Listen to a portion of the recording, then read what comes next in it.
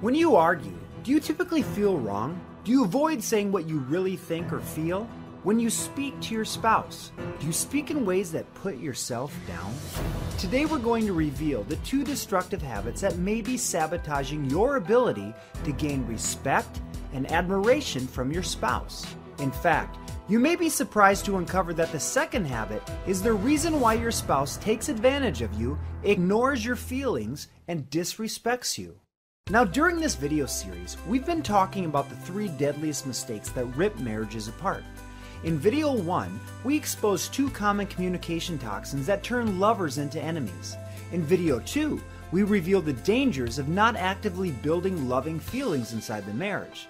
And in today's video, we're going to discuss a problem that most couples don't even know exists, and that is not standing up for yourself. According to Dr. Brent Atkinson in his book, Emotional Intelligence and Couples Therapy, people who are destined to succeed in their relationships have to believe that their own opinions and expectations are just as important as those of their partners. And just as importantly, if you do stand up for yourself, you have to do it in a way that doesn't put your spouse down. Is that you? If you take an honest look in the mirror, who are you?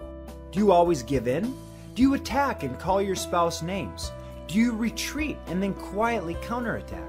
Therapists give each one of these responses a name, and during today's video, we'll help you identify how your action, or equally destructive lack of action, is amputating the love inside your marriage.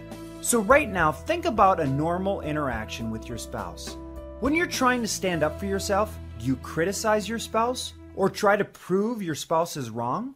Now, according to Dr. Atkinson, those who are destined to succeed refrain from making a big deal of it when their partners don't seem willing to meet them halfway. They simply hold their ground, and they continue to insist that their opinions or priorities be given equal consideration. But for most of us, this simply doesn't happen. Instead, when husbands and wives try to stand up for themselves, they kill good communication dead in its tracks by putting the other person down. Here's how that happens. We're passive and never state what we want. We're aggressive and present our point of view as the right option. Or we're passive aggressive and we give in. But then we do something spiteful behind our partner's back. Being aggressive is very destructive. That means we call each other names, we insult our partner and tell them what we're going to get from them, or we say what we think or feel, but we do it at the expense of others.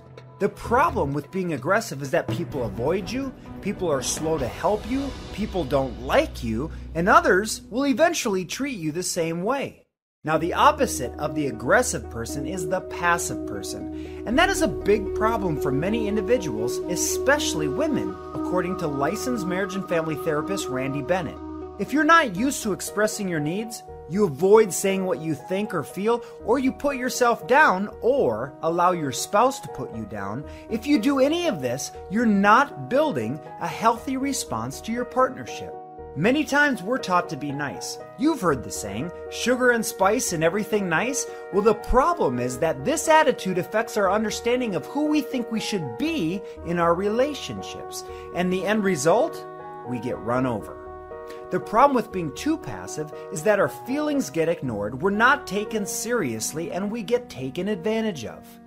And what's worse is that most passive individuals wonder if they even have the right to stand up for themselves.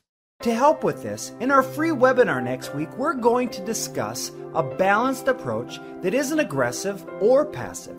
You're going to discover how you can shift your communication gears and create a more healthy way to communicate without running your spouse over or being run over yourself. It's called Becoming Assertive.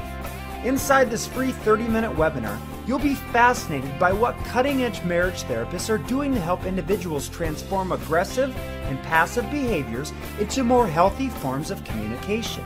The goal is to be able to finally stand up for yourself and honestly say what you want and feel in a direct and healthy way, without blowing up the relationship with your spouse.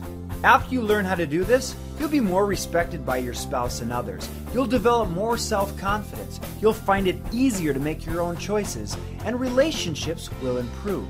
If you want to learn the skills to becoming more assertive in your relationship, please sign up right now and reserve your spot for our upcoming webinar. Saving your marriage isn't easy, but with the right help, miracles can happen.